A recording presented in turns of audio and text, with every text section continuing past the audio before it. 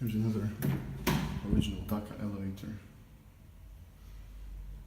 Just the calling buttons have been replaced and the shaft doors, but the lift itself is original. Original buttons and original engine, which is really nice.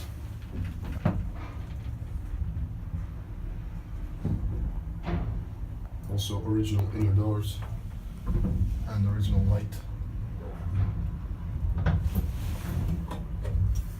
You can open this with no problem.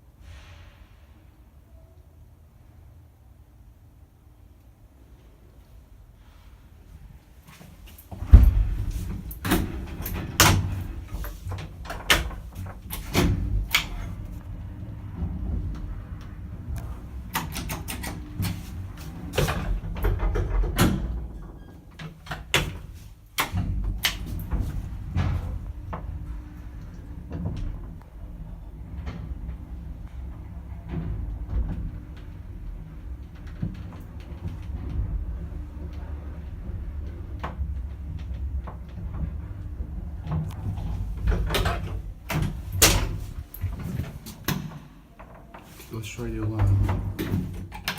Oh, it works, okay. That's it for this lift.